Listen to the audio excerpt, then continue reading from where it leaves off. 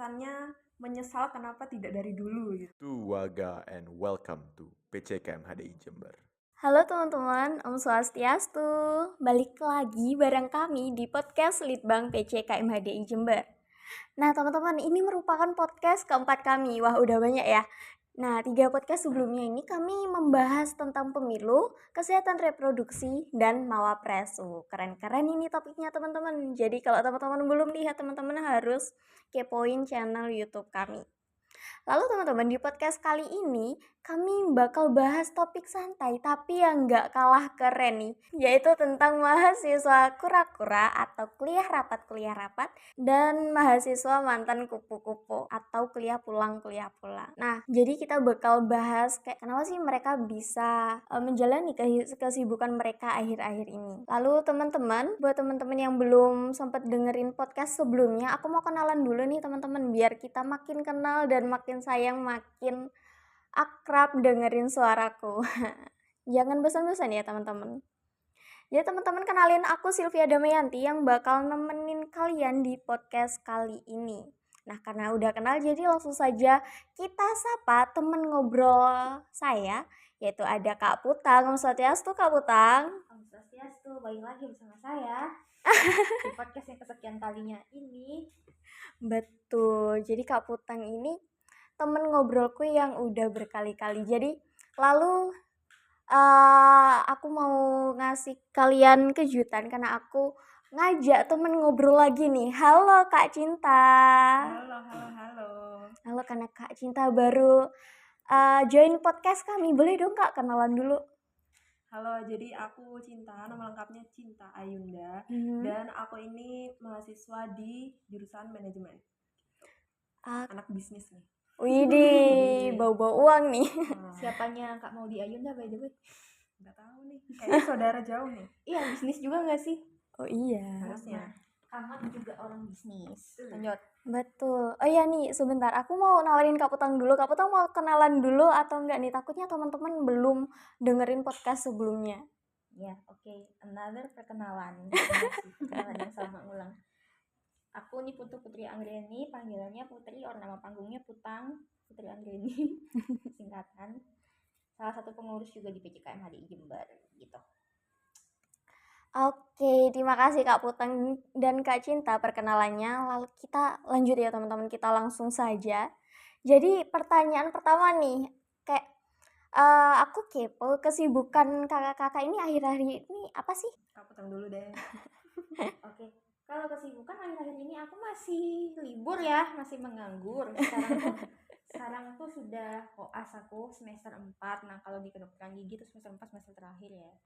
Kalau di semester 4 ini aku nanti nggak mengerjakan pasien yang aku cari sendiri kayak 3 semester sebelumnya. Tapi di semester ini aku akan istilahnya PKL lah ya, istilah mahasiswa awam gitu, PKL di beberapa rumah sakit dan puskesmas gitu. Wah. Cuman belum mulai, masih libur. Ntar lagi sih mulai. Oh, keren. Kalau organisasinya Kak?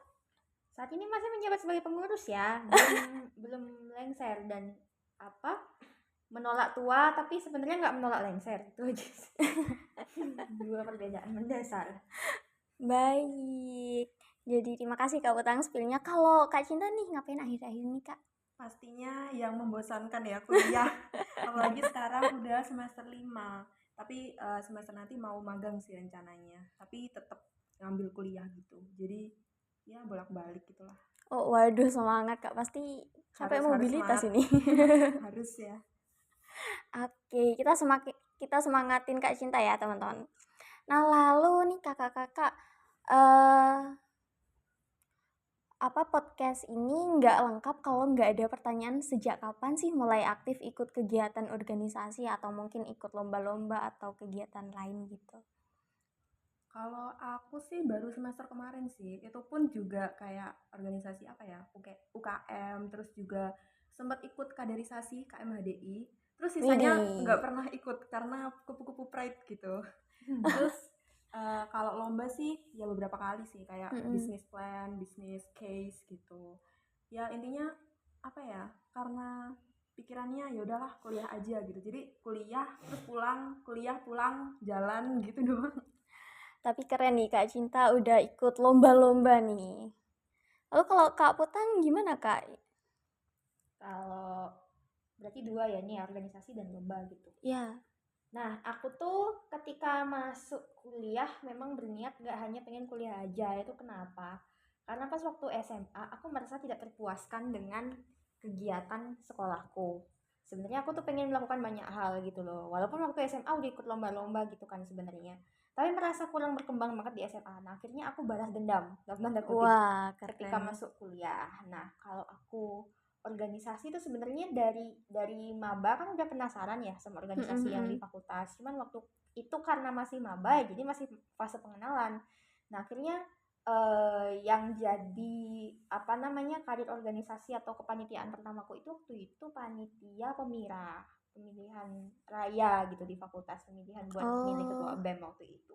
Nah, aku jadi panitia itu dan belum terlalu banyak bertugas karena di backup sama cutting kan gitu, karena kita masih mahasiswa muda kan, masih tahun pertama gitu, jadi baru mengenal kepanitiaan itu dari situ. Nah, setelah itu ketua BEM-nya sudah dipilih kan waktu itu, akhirnya ketua BEM udah dipilih, terus beliaunya itu waktu itu naik dan pastinya oprek staff dong, open recruitment buat staff BEM. Nah, gitu aku coba ikut, terus akhirnya oke gitu jadi salah satu staff juga. Nah, bersamaan dengan itu juga yang namanya UKM di fakultas kan juga lumayan banyak ya. Nah, Betul. waktu itu kita tuh nggak dikasih limit mau ikutan berapa. Di fakultas waktu itu ada 8. Aku nggak ikut 8 ya, enggak. Baru mau aku tanyain. Tidak. Aku memilih 3 di antara 8 itu. Waktu itu aku milihnya UKM penalaran, terus UKM paduan suara, sama satu lagi UKM ini penalaran klinik. Nah, bedanya kalau yang penalaran tok sama penalaran klinik ini, kalau di FKG tuh penalaran klinik itu lebih ke arah kerjaan klinis, kayak kita mulai belajar mengenal alat-alat, belajar mengenal cara merawat pasien, cara berinteraksi dengan pasien, termasuk penyuluhan dan baksos kayak gitu-gitu tuh masuk di kegiatannya penalaran klinik. Kalau yang penalaran aja itu penalaran ilmiah maksudnya, jadi karya tulis kayak gitu-gitu itu di penalaran, satunya PSM gitu. Nah, terus kok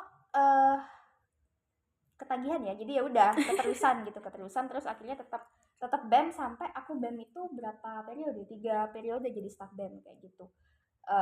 Terus lagi jadi aku tuh bertingkat juga, jadi aku nggak langsung ujug-ujug masuk terus langsung banyak organisasi, nggak, kecuali yang 3 tadi UKMF karena opreknya barengan. UKM sama BEM itu barengan, cuman kan waktu itu masih anggota biasa, nggak langsung jadi pengurus. Nah, so jadi anggota biasa bersamaan dengan itu juga kan kita kalau di universitas kita kan yang Hindu langsung auto masuk ke UKM universitas kan, UKM Hindu. Jadi itu juga masih jadi anggota biasa. Nah, mulai jadi pengurus tuh di tahun kedua. Jadi mulai jadi pengurus tuh di tahun kedua, alias waktu itu semester berapa ya? Semester 3, semester 4 gitu. Itu mulai jadi pengurus di hampir semuanya gitu. Hampir semuanya aku ikutin. Total berarti ada berapa? Ada 4 lah kepengurusan kan ya, ada 4. Terus nah satu lagi tuh KMHDI. Nah, KMHDI aku ikutnya pas maba juga joinnya, tapi sebagai anggota biasa. Jadi barengan terus tapi jadi pengurusnya itu juga barengan di tahun kedua tadi, semester 3 atau semester 4. Waduh, aku merinding. Bertahap. Cuman aku memfokuskan dirinya itu maunya yang di fakultas dulu, karena di fakultas kan masa kepengurusan cuma setahun. Setahun kita ganti kepengurusan, habis itu aku masih ikut BEM aja satu yang terakhir itu di posisi aku sebagai sekretaris. Nah, selesai dari situ aku memfokuskan diri ke UKM Unif, itu UKM Hindu. Nah, di situ aku juga posisi terakhir aku juga sebagai sekretaris dan sekarang juga sebagai sekretaris. Setelah aku meninggalkan semua ormawa fakultas dan Unif, aku di KMHDI Jember begitu. Wah, setelah mendengarkan sangat bertolak belakang ya dengan saya. Oh my god. Sampai ada satu hal yang aku lupa tadi belum jawab ya, lomba-lomba. Iya. Ya, lomba-lomba itu, kalau lomba-lomba itu ya tadi aku udah mention sedikit, pas SMA udah mulai ikutan. Jadi sebenarnya dari SMP pun tuh kayaknya udah penasaran gitu sama lomba-lomba. Waktu itu aku senangnya ikut olimpiade biologi. Nah, terus waktu SMA tuh mulai tertarik sama lomba nulis, ada lomba esai sama karya tulis ilmiah waktu itu. Akhirnya keterusan sampai kuliah. Cuman akhirnya aku waktu itu jadi maniak lomba itu malah pas pandemi, karena kan lomba-lomba jadi online tuh semuanya. Jadi aku ambil kesempatan sebanyak-banyaknya mumpung nggak banyak-banyak biaya yang harus dikeluarin. Terus waktu itu nemu tim yang solid juga, partner-partnerku waktu itu. Jadi kita maniak lomba itu dari semester berapa deh? Semester 3 sampai semester 5.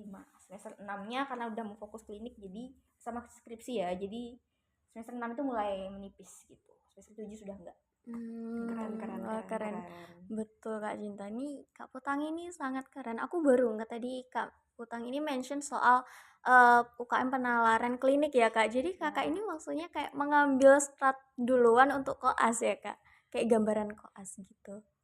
Ya, sebenarnya secara garis besarnya sih kayak gitu. Cuman ternyata UKM penalaran klinik ini karena memang yang paling dekat dengan dunia profesi, Mm-mm. itu jadi UKMF yang paling gendut di fakultasku. Karena semua anak itu mikirnya ini pasti berguna deh buat nanti, ini pasti berguna Iya, gitu. betul. Ya memang berguna gitu, dan itu UKM yang memang paling gendut keanggotaannya bahkan sampai sekarang pun. Jadi tiap angkatan tuh pasti daftar.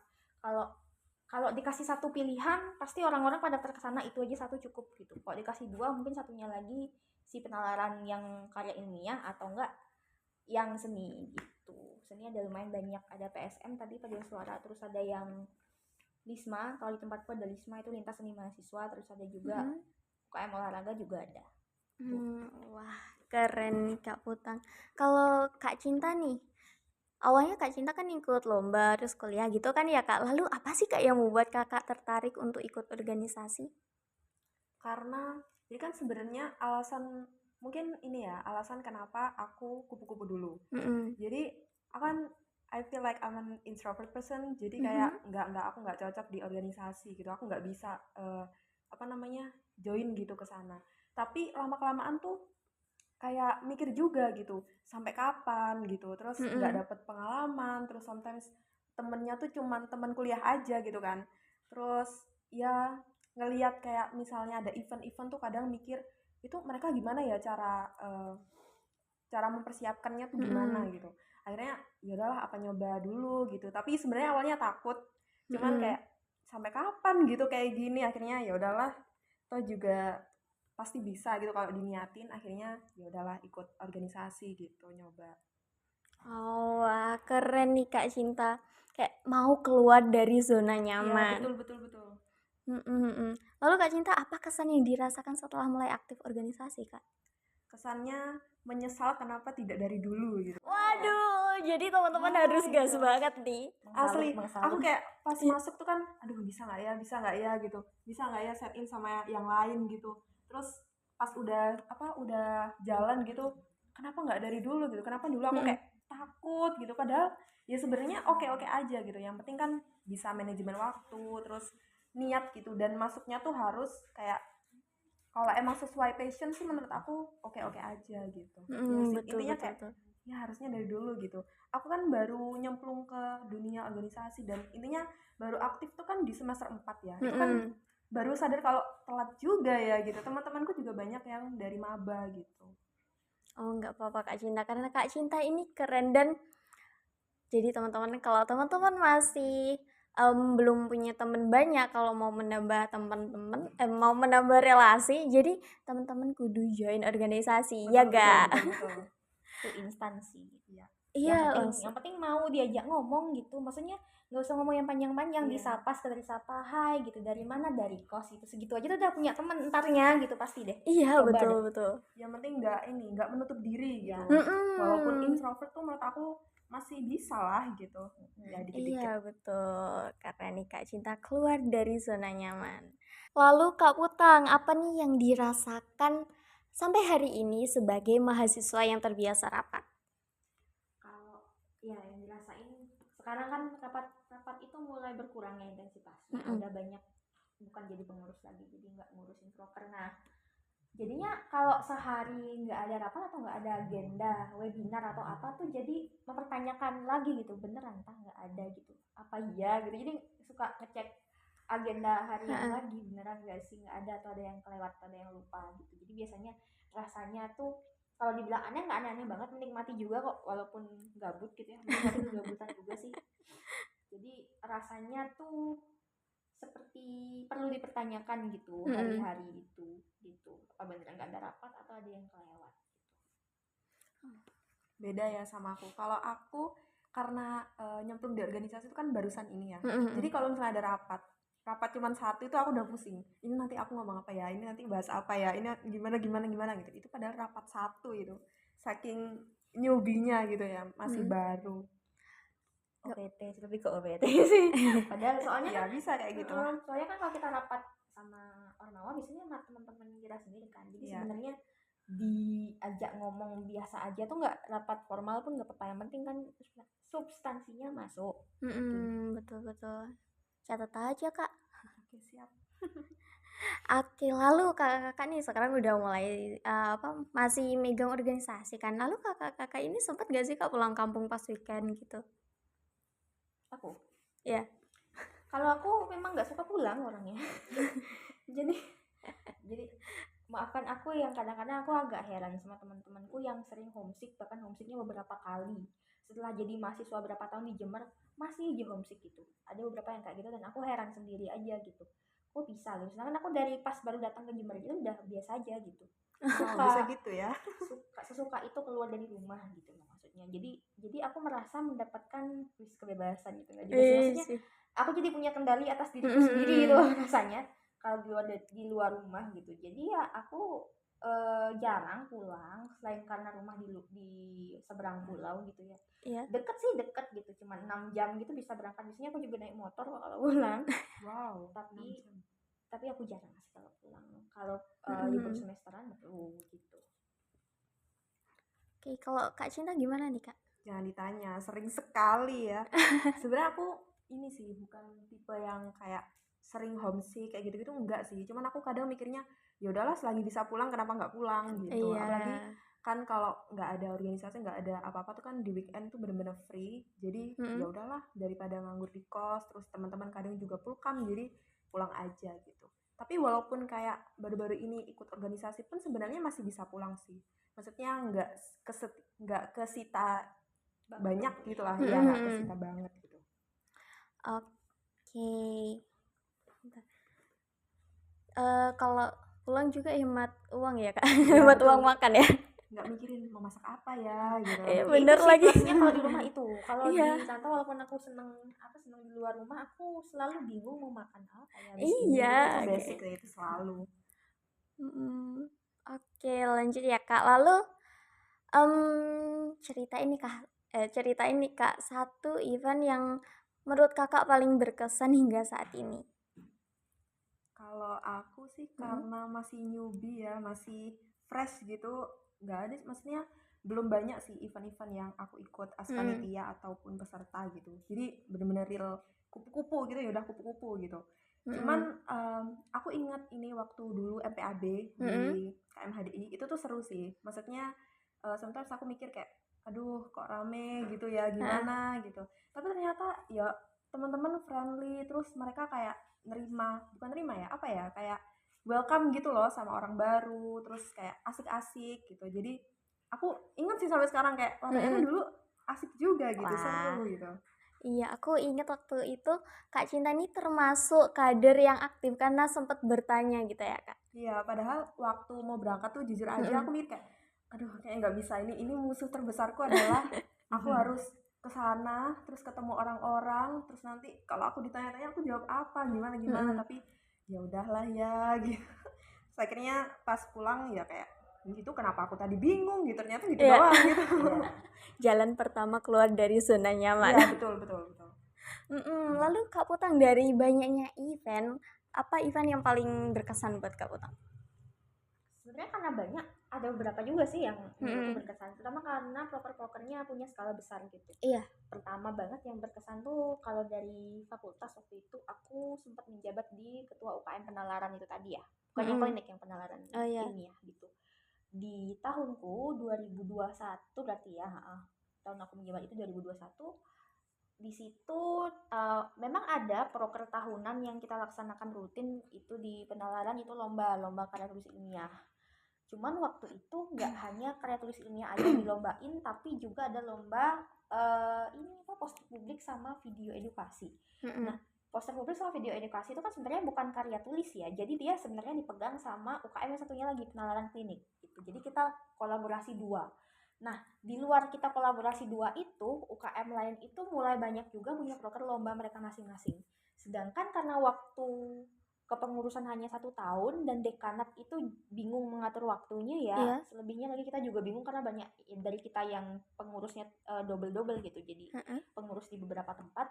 Akhirnya waktu itu dekanat menginisiasinya sama UKM-ku dulu gitu, sama UKM-ku karena pemegang lomba-lomba biasanya aku, termasuk juga proposal dan laporan tanggung jawabannya tuh biasanya di UKM-ku pada waktu itu. Jadi akhirnya setelah kita diskusi, kenapa nggak kita satuin aja ke 8 UKMF itu untuk membentuk satu kegiatan besar biar sekalian jalan gitu loh Wah. maksudnya. Nah pada waktu itu akhirnya yang utama terlaksana itu ya tahun 2021 itu. Jadi waktu itu momennya adalah nama dulu dari event itu adalah Jember Dentistry Scientific Festival, JDS Fest namanya, yang dari dulu itu sudah yang ke-10 kalinya waktu tahun 2021. Tapi karena kita menggagas lomba konsep yang baru, jadi kita kan meninggalkan saintifiknya karena nggak hanya saintifik yang dilombakan. Iya. Jadi kita mempersingkat nama itu menjadi Jember Dentistry Festival atau JDF. JDF ini waktu itu JDF yang pertama kan, jadi itu adalah JDF pertama sebagai pengganti JDS ke-10 namanya seperti itu dulu. Yang apa namanya? Dan itu tuh kegiatan skalanya internasional sebenarnya karena ada simposium internasionalnya dan ada lomba literatur reviewnya juga internasional. Cuma 2 itu aja sih sebenarnya internasional, tapi itu kan mengangkat nama JDF-nya gitu, jadi mengangkat nama FKG UNED juga pada waktu itu. Nah kebanggaannya adalah yang pertama kali melaksanakan lomba besar dan kegiatan sebesar itu dan bisa gitu, maksudnya semuanya guyup gitu satu FKG ya kan jadinya. Nah dan sebenarnya yang mengesankan pada waktu itu oke lah, euforia biasa aja gitu, selesai kegiatan hore udah biasa, akhirnya bisa menyelesaikan. Yang bikin terharu adalah kegiatannya continue sampai sekarang itu sudah di GDF yang keempat. Jadi aku pikir ini lanjut terus nih tiap tahun gitu, nggak putus-putus, maksudnya koneksi antar UKMF itu juga bagus berarti, dan dan sama BEM dan juga dekanat tuh juga saling mendukung. Jadi itu bentuk sinergitas yang berlangsung terus-menerus sih. Kalau di fakultas kan jadinya kelihatan solidnya, itu kelihatan banget gitu. Itu yang berkesan satu ya. Kalau di banyak sekali. kalau di KMHDI itu berkesannya tuh tahun 2022 kemarin ngadain Sadana Camp. Sadana Camp itu setelah lama pandemi kita akhirnya berani ngadain kegiatan di luar, kegiatan yang melibatkan massa banyak gitu. Kalau itu ngadain Sadana Camp itu di Kecamatan Gunung Sari, Desa Gunung Sari. Waktu itu yang ikut pokoknya antusiasmenya itu kan, sasaran kita kan adik-adik SD, SMP, SMA. Itu semuanya antusias. Jadi kita sampai dapat waktu itu kurang lebih 70-an peserta. Waduh. Itu ngeorganisir mereka sesuai dengan rundown kita tuh susah ternyata, karena kita orangnya bersedikit pada waktu itu. Ya KMHDI Jember memang selalu tidak banyak kadernya gitu. Cuman ya cukup kewalahan pada waktu itu karena adik-adik ternyata antusias banget dan rame banget pada kalau disuruh datang mau gitu, kalau disuruh ikut kegiatan apanya itu mau selalu datang, selalu rame. Jadi waktu itu kita capek sekaligus senang gitu. Sadana Camp itu akhirnya selesai gitu tahun 2022, dan rencananya 2024 ini kita mau adain lagi di tempat yang sama. Semoga antusiasmenya sama dan semoga bisa terlaksana dengan lancar juga sih. Keren sih, keren. Kalau yang berkesan itu, kalau UKM Unif enggak ada sih, udah itu aja dua event besar yang berkesan sih sampai sekarang. Wah karena nih Kak Putang. Oh ya, kalau aku boleh namain nggak Kak? Itu Sadana Camp yang tahun 2022 itu merupakan kepanitiaan pertama aku pas join KMHDI PC Jember ini. Langsung kena yang gede ya. Iya ya. Tapi aman karena banyak bimbingan dari kakak-kakaknya. Oke Kak, ini masuk ke pertanyaan terakhir nih. Wah udah udah banyak kita ngobrol kayak apa serba-serbinya tentang topik ini. Lalu Kak, manfaat apa aja yang telah dirasakan setelah ikut organisasi? Kayak apa bisa disebut worth it karena kita meluangkan waktu untuk kegiatan organisasi ini? Cinta dulu. Oke. Apakah disebut worth it? Ya pastilah, itu pasti banget. Makanya aku tadi sempat mention yang nyesel banget kenapa nggak dari dulu gitu. Ya kalau manfaatnya yang pertama pastinya pengalaman ya. Jadi di UKM Hindu UNED itu kan aku jadi sekretaris ya bersama dengan Mbak Silda. Ya. Kita Nah, partner. ya pengalaman yang aku dapet itu aku jadi bisa ngerti-ngerti gitu loh, kayak surat itu gimana sih gitu.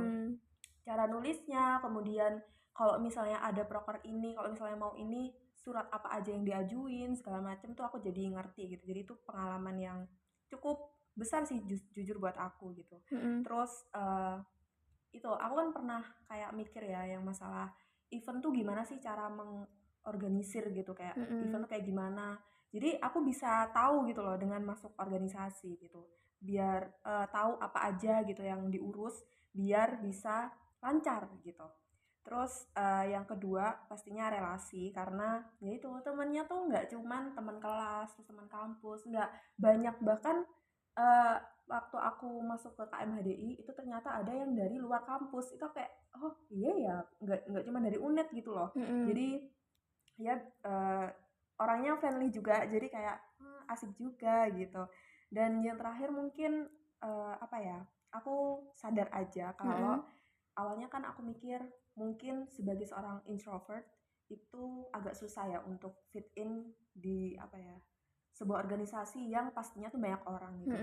Nah tapi lama kelamaan setelah gabung, setelah terjun tuh kayak ternyata aku apa ya, realizing kalau ternyata itu salah gitu. Aku nggak perlu untuk jadi ekstrovert buat ngobrol sama orang, aku nggak perlu jadi ekstrovert buat bisa kayak tune in gitu sama orang lain. Ternyata yang penting kita membuka diri aja gitu, jangan jadi orang yang kayak tertutup gitu. Jadi itu sih salah satu pelajaran berharga yang aku ngerti gitu. Wah, aku sampai merinding nih.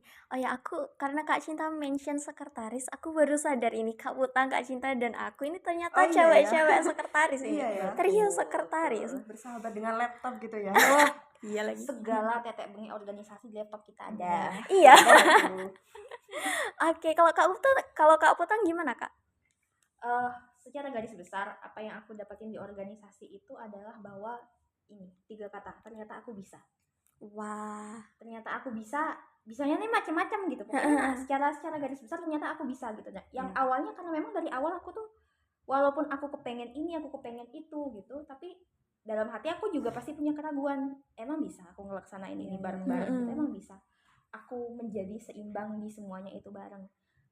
Kalau kita ngomong seimbang banget itu ada momennya iya dan ada momennya enggak. Karena kita pasti naruh skala prioritas harus beda-beda. Jadi di situ pelajaran pertama mungkin naruh skala prioritas, di mana kita harus menjadi powerful dulu untuk sementara waktu, kemudian ketika urusannya udah selesai kita udah harus move ke kegiatan lain, termasuk dengan kuliah. Karena gini, untuk skala prioritas aku menaruh kuliah itu emang nomor 1 betul gitu, sedangkan yang lain-lainnya itu setara. Jadi antara lomba dan organisasi dan kegiatan lain di luar kuliah inti itu menurutku sama. Jadi nomor 1 itu pasti kuliah. Jadi aku nggak akan membuat kuliahku terkorbankan untuk kegiatan lain di bawah-bawahnya. Nah tapi yang di bawah-bawahnya ini kan aku menaruh prioritas yang sama nih. Jadi di situ aku mulai belajar kalau misalnya rapat, oke, let's say kita rapat UKMA gitu, UKMA di jam 1 siang gitu misalnya. Rapat berapa menit sih? Nggak akan lebih lama daripada selama-lamanya 3 jam deh biasanya kalau rapat. Kalau UKM biasanya sebentar-sebentar karena orang-orang juga pada kuliah antarnya lagi dengan sibukannya sama. Jadi ya 1 jam 2 jam. Selama 1 jam 2 jam itu aku harus hadir di sana 100%. Jadi aku ngerti bahwa aku harus memisahkan urusan lain dulu gitu. Aku harus hadir di situ 100% untuk 1 atau 2 jam itu. Jadi semaksimal mungkin di situ. Setelah itu aku boleh jadi yang lain-lain gitu. Setelah itu aku harus menyusun diriku untuk putang yang lain gitu. Tadi putang misalnya di UKMA jadi apa? Ketua panitia misalnya. Di UKMB terus jadi apa? Jadi sekretaris. Jadi di UKMB sudah berubah wujud lagi nih menjadi putang seorang sekretaris gitu. Kayak gitu. Jadi kita belajar menjadi multitasking juga. Apalagi ya? Sama yang selalu aku ulang-ulang hampir selalu tiap aku ngomong itu aku jadi bisa nggak meng-underestimate diriku sendiri karena sebanyak ini aja tuh bisa gitu loh, bukan berarti aku jadi menggampangkan hal-hal lain di luar sana. Nah sekarang termasuk aku juga tuh pengen aku juga tuh pengen apa ya, let's say aku udah mau selesai S1 gitu dan sudah mau bisa disahkan sebagai dokter gigi gitu yang berpraktek. Di luar itu kan kita punya jenjang pendidikan dan jenjang karir yang perlu kita bangun lagi. Nggak puas dong cuma jadi dokter gigi terus praktek di tempat biasa-biasa kayak gitu. Maksudnya praktek aja tiap harinya kayak gitu kan juga aku nggak berpikir akan jadi orang seperti itu gitu loh. Jadi aku dengan kebiasaanku sibuk hampir setiap hari, jadi aku juga nggak bisa diem sih nyari info ke sana kemari, entah beasiswa, entah loker, entah info-info tentang spesialis, entah info tentang S2 segala macam kayak gitu-gitu. Jadi lebih termotivasi untuk melanjutkan jenjang pendidikan dan karir gitu sih yang aku dapat karena berorganisasi. Dan ya satu lagi yang nggak apa, ini pasti semua orang rasain sih kalau organisasi, relasi tadi itu ya. Relasi nih ternyata nggak hanya terbatas ketika kita kuliah, kita punya banyak teman dari berbagai sudut pandang yang bisa kita ajak ngobrol macam-macam. Tidak hanya sampai di situ.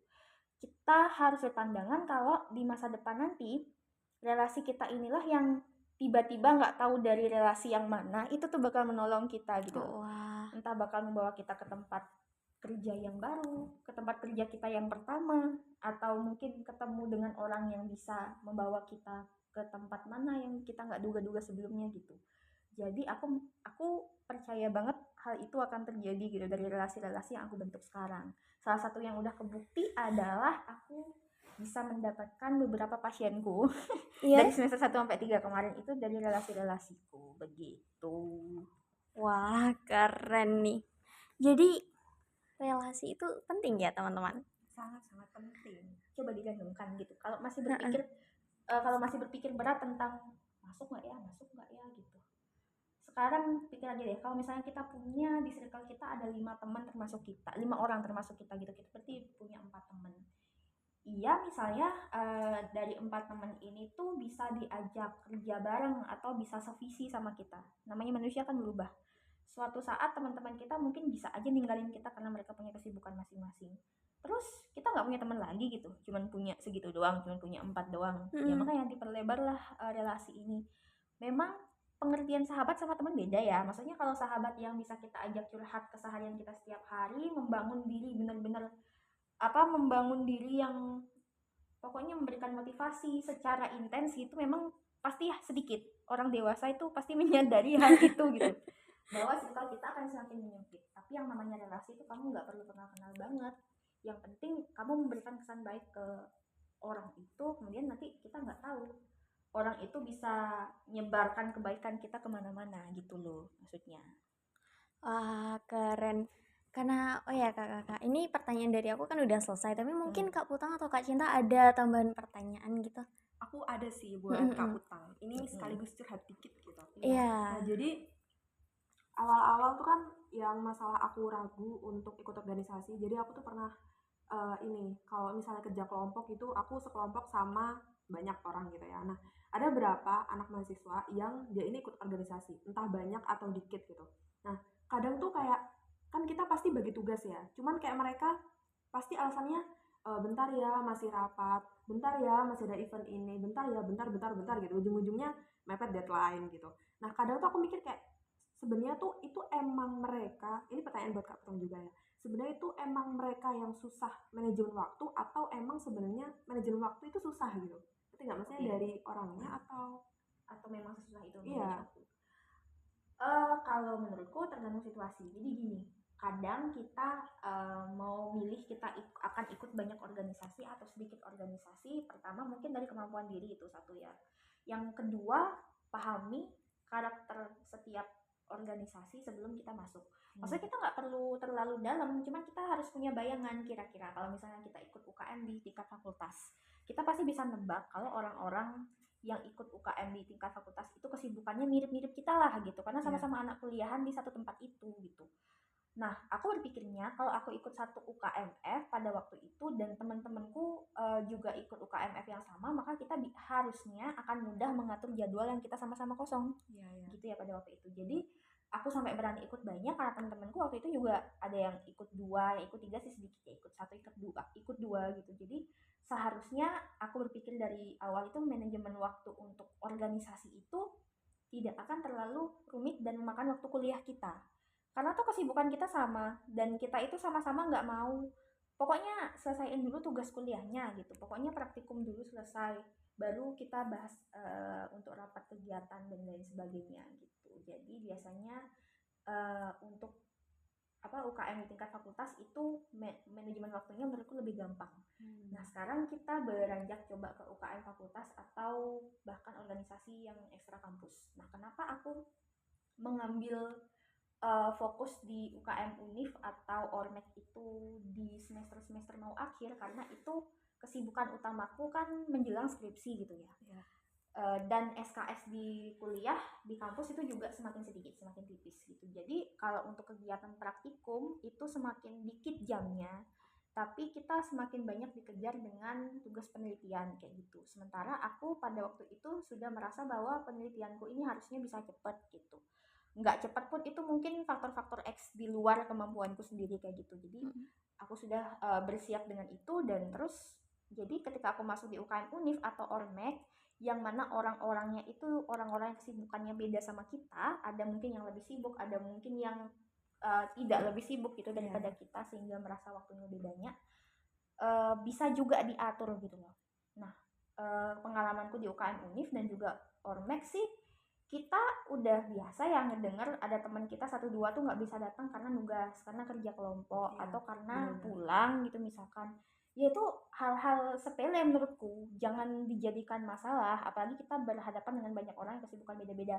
Pertama kita harus toleransi bahwa semua orang tuh kesibukannya beda, itu yang pertama. Yang kedua, kalau ada jalan untuk memperbaiki itu, untuk menanggulangi itu, ya udah, hal-hal lain di luar itu nggak usah jadi bahan keributan gitu loh. Misalkan ada satu yang nggak bisa datang karena dia pulang, karena kenapa dia pulang ya karena emang anaknya suka pulang gitu, misalkan memang rumahnya dekat terus anaknya suka pulang gitu, atau ya memang pulangan aja gitu orangnya kan. Ya terus ketika dia nggak datang rapat, apakah itu menjadi masalah lah? Kenapa kita rapatnya nggak hybrid aja, sekarang udah ada teknologi gitu loh. Kita rapat di tempat oke, tapi open Google Meet lah buat si satu orang ini supaya dia nggak ketinggalan informasi kayak gitu. Jadi hal-hal substansial, hal-hal penting itu yang diutamain, jangan malah nyari-nyari keributan dengan merasa bahwa tuh orang nggak bertanggung jawab banget apa segala macam kayak gitu. Jadi tinggalkan hal-hal yang sifatnya dramatis dan nggak penting, itu yang menghambat organisasi banget sebenarnya. Jadi kalaupun ikut organisasi di luar, seharusnya kita sebagai pihak yang baru masuk tuh harusnya bisa merasa terayomi dengan kesibukan kita sendiri gitu. Mereka harusnya mau mengerti itu. Tapi kalau enggak, ini kan banyak sekali case organisasi itu dirasa toksik ya, tidak membawa dampak yang baik untuk kita gitu. Tinggalin aja. Udah kayak gitu. Sesimpel itu, tinggalin aja, nggak usah berdrama. Karena dengan berdrama bukannya kita mendapatkan relasi loh. Nah, malah memperburuk relasi gitu, mempersedikit gitu dan nambah musuh jadinya. Tinggalkan organisasi-organisasi yang memang dari akarnya tuh sudah toksik dan nggak bisa kita perbaiki, karena itu juga bukan tanggung jawab kita, kecuali kita pengurusnya gitu. Oke, terima kasih jawabannya, sangat-sangat membantu ya. Soalnya tuh banyak loh anak yang curhat datang dengan keluhan yang nggak persis sih, mirip-mirip sama Cinta juga gitu, yang mereka tuh mempertanyakan. Tapi kan mempertanyakan kayak gitu, tapi kan nggak semua organisasi itu bisa maklumi kita dan segala macam. Untungnya waktu aku UKMF sampai sekarang tuh aku sendiri bisa gitu yang manajemen itu gitu loh ya. Nggak ada organisasi yang toksik banget sampai aku nggak bisa survive di dalamnya gitu, nggak ada gitu untungnya. Tapi beberapa juga ada dari cerita teman-teman gitu. Bahkan itu internal kampus itu ada yang kayak begitu gitu. Cuman ya akhirnya aku menyadari, oh iya ya, kita juga nggak selalu bisa masuk ke sana dengan tujuan memperbaiki, nggak juga, nggak usah jadi pahlawan juga gitu buat itu. Kalau emang nggak ada untungnya buat kita, ya udah ditinggalin aja. Masih banyak kok organisasi di luar sana yang dampak positifnya lebih besar daripada negatifnya gitu. Wah, oke. Ini terima kasih Kak Cinta pertanyaannya. Ini jujur aku baru kepikiran soal ini, dan ini sangat menjawab pertanyaan teman-teman apabila memiliki pertanyaan yang serupa. Lalu mungkin Kak Cinta dan Kak Putang ada satu closing statement kali ya untuk menutup podcast ini. Lalu sebelum closing statement, aku boleh nanya satu pertanyaan lagi Oh nggak? iya boleh Kak. Cinta sama Silda ini kan hitungannya masih mahasiswa yang pertengahan ya, maksudnya muda lah kalau dibanding aku gitu ya. Waktu dulu aku mulai masuk ke dunia organisasi itu, aku datang dengan rasa penasaran dan antusias yang tinggi. Kayak terutama untuk yang organisasi Hindu, karena aku ngerasa Hindu tuh sudah dikit minoritas lah ya di sini. Betul. Jadi aku emang sengaja banget pengen nyari perkumpulan yang sama kayak aku. Iya. Jadi aku dengan sendirinya punya kesadaran untuk join gitu, untuk berusaha aktif di situ sebisa-bisaku gitu kan di organisasi Hindu. Tapi semakin kesini aku melihat maba itu mulai menurun ya antusiasmenya untuk ke UKM Hindu. Iya. Atau UKM HDI gitu. Aku paham bahwa mungkin ada mindset atau pola pikir yang menebak bahwa di UKM yang basisnya itu keagamaan, merasa bahwa di situ tuh bakal berhubungan sama agama, terus ya kegiatannya bosenin gitu dan nggak terlalu kelihatan manfaat praktisnya gitu loh. Aku sadar itu masih ada di beberapa orang dan banyak gitu yang berpikir kayak gitu. Cuman kita udah berusaha ya mendekati mereka dengan ngasih pengenalan bahwa kegiatan kita tuh nggak hanya sekedar sembahyang kemana-mana bareng-bareng, nggak cuma cerita teater atau belajar mekidung, belajar baca sloka gitu-gitu doang, enggak, banyak kegiatan yang bisa kita lakukan di dalam sini gitu loh. Tapi kenapa ya, kira-kira kalian bisa ngasih pandangan nggak sih, apa sih lagi yang kira-kira anak-anak adik-adik di bawah kita ini pikirkan tentang organisasi kemahasiswaan yang basisnya agama gitu? Kenapa mereka semakin jarang mau masuk? Oke, aku ngejawab karena sebenarnya dulu ini kejadian sama aku dulu. Karena kan aku baru masuk ke KMHDI gitu ya. Itu kan baru semester 4 gitu. Kenapa nggak dari semester 2 gitu. Jadi sebenarnya kalau dulu ini jujur aja ya, aku benar apa yang dikata Kak Putang. Kadang tuh mikirnya kayaknya organisasi yang berbasis keagamaan, organisasi yang berbasis Hindu itu nanti pasti ya prokernya nanti sembahyang lah ke sini ke situ dan termasuk minor juga kan, minor juga. Jadi ya sometimes mikir kayak mau gabung juga ragu sih, karena apa ya, kayak gimana ya jelasinnya, kayak maksudnya aku nggak kepikiran, nggak tahu kenapa aku kok nggak kepikiran kalau organisasi ini tuh prokernya sebenarnya banyak yang di luar kayak keagamaan, nggak selalu disuruh sembahyang, nggak selalu disuruh baca sloka gitu-gitu. Tapi dulu aku mikirnya kayak gitu, jadi ya udahlah later aja gitu. Sudah mungkin Kalau sebenarnya aku juga bingung jawabnya tapi gimana. Silda juga dulu langsung join ya? Iya. Masalahnya aku nggak Kalau langsung dia join. aktif dari sekolah nggak sih? Iya, waktu itu awalnya dari SMP ikut kayak PMR gitu kan. Terus jadi kayak pas kuliah, aduh ikut organisasi apa ya? Apa ya yang enak, langsung tanya-tanya gitu ke orang-orang. Terus wah ini kebetulan ada organisasi Hindu nih, join gitu. Ternyata teman-teman itu banyak sekali event yang menarik, kayak seumpama teman-teman suka editing itu ada proker tentang editing atau bahasa gitu. Dan juga mungkin untuk menanggulangi hal ini, untuk meminimalisir pandangan-pandangan seperti ini, mungkin kita bisa ya lebih gencar, lebih aktif di sosial media untuk menyebarkan dokumentasi gitu, apa sih kegiatan kita gitu, seseru apa sih gitu. Sama ini aku baru ingat. Jadi dulu salah satu yang bikin aku cukup ragu gitu mau gabung, karena aku masih maba ya, aku mikirnya tuh gini, ini kan organisasi eksternal ya, maksudnya bukan organisasi kampus, isinya itu kan pasti dari berbagai kampus, dari cutting, kemudian ya mungkin kayak kebanyakan tuh lebih tua dari aku juga. Nah aku waktu itu takutnya banyak proker atau banyak kegiatan yang dilakuin di luar kota. Aku nggak tahu kenapa aku mikir gitu. Iya. Jadi kayak tapi nanti kalau misalnya ada acara di mana, contohnya di Lumajang gitu atau di Banyuwangi, nanti gimana ya kalau aku nggak ikut, kayaknya nanti bakal diomongin lah atau aku kayak dibilang nggak kompeten gitu. Jadinya nggak, aku bukan tipe orang yang suka kesana, jadi ya udahlah nggak usah dulu gitu gabung organisasi. Oke, sebenarnya tuh ada unsur stigma juga ya berarti ya. Iya. Di pernyataan yang kedua aku juga baru menyadari sih. Sebenarnya kalau kegiatan keluar kota ada banyak, tapi aku nggak pernah ikut. Bukan nggak pernah, aku jarang banget bisa ikut. Iya, soalnya kesibukan kuliah juga. Nah itu jadi gimana ya?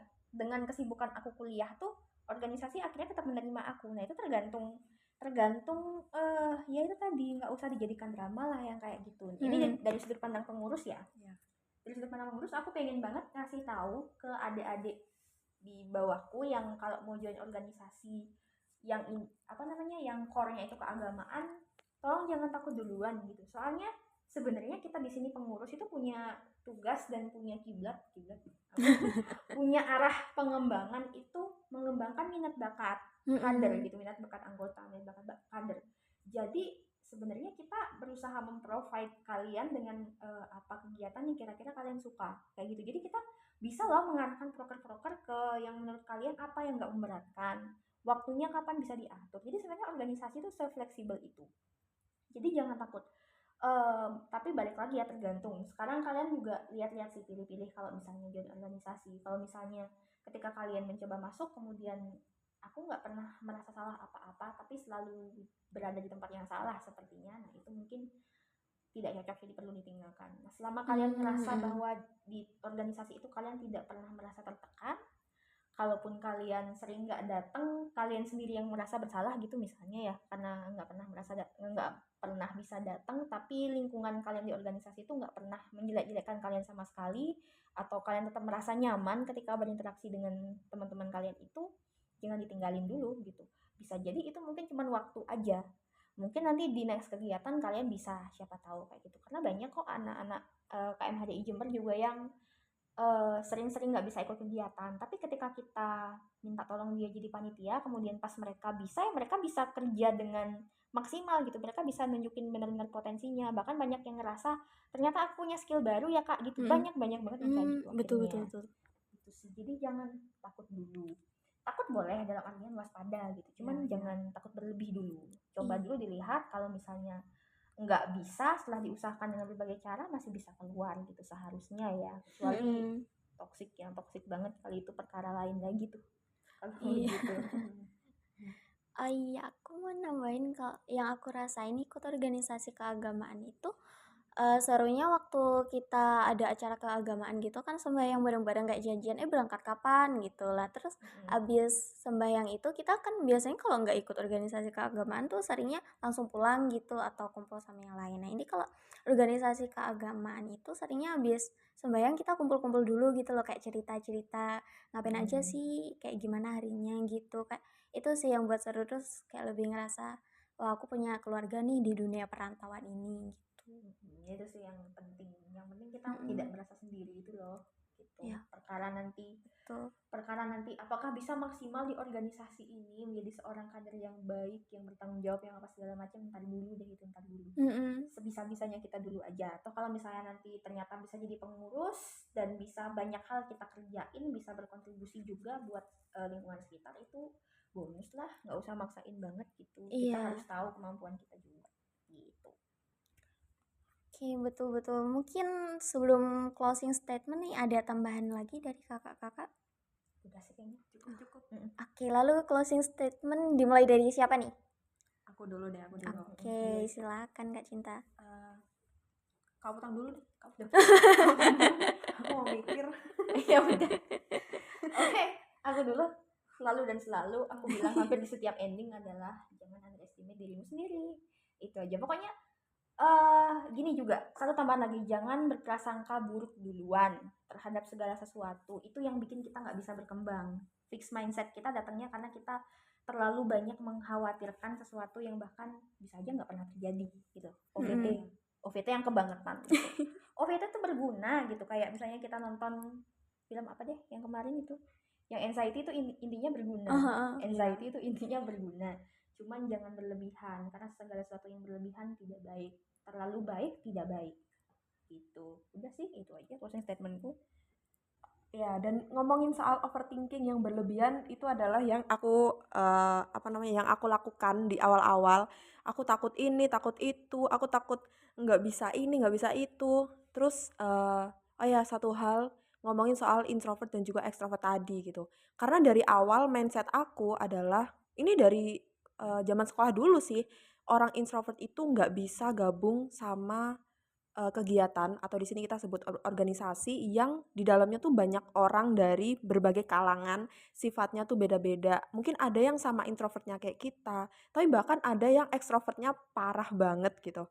Nah aku dari awal udah kayak, oke, anak introvert tuh nggak bisa, pokoknya nggak bisa join, aku harus kuliah, terus anak introvert tuh ngapain sih ya, ikut lomba gitu, atau nyoba-nyoba magang gitu, tapi kalau organisasi nggak deh, nggak dulu gitu. Nah tapi, justru malah stigma itu tuh menurut aku itu salah sih, perasaan itu tuh salah gitu. Karena ketika aku ngerasa ya bosen, ketika aku ngerasa kayak, kok aku gini-gini aja gitu, ujung-ujungnya ketika aku nyoba masuk dalam lingkup kura-kura ini, organisasi ini tuh ternyata ya bisa gitu, ternyata kita bisa, yang penting nggak menutup diri dan jangan takut untuk keluar dari zona nyaman gitu, karena belum tentu yang kalian lakukan sekarang adalah yang benar. Maksudnya gimana ya, kayak, eee, jalan hidup tuh kan udah ada yang ngatur, tapi maksudnya sometimes tuh kalian harus mencoba hal lain gitu, jangan takut sama yang namanya tantangan, gitu. Oke, terima kasih Kak Cinta. Mungkin dari Kak Utang ada tambahan? Dikit aja dikit ngomong tentang introvert ekstrovert, banyak banget orang di luar sana yang berpikir langsung menduga dan menjustifikasi kadang-kadang bahwa aku ekstrovert. Tidak. Kalau aku dari dulu tes kepribadian sampai sekarang yang 18 tipe kepribadian itu, aku selalu introvert. Oh ya, masa sih? Iya. Abis ini kita tes deh. Abis ini kita tes lagi kalau nggak percaya. Aku selalu introvert. Gini, yang perlu diluruskan dari ngomong introvert dan extrovert itu adalah bahwa itu hanya kecenderungan kita memanfaatkan atau menggunakan sebagian besar energi kita dan menyerap energi. Maksudnya kalau kita introvert berarti kita cenderung pengen saving energi kita atau mendapatkan energi ketika kita lagi sendiri dalam keadaan inner. Nah kalau extrovert itu kita mendapatkan energi justru dari sekitar, justru dari lingkungan luar gitu. Jadi makanya secara kasar kita bisa membedakan orang extrovert ini senang di kerumunan karena mereka mendapatkan energi dari situ. Tapi kenapa aku bisa mengatakan bahwa aku introvert?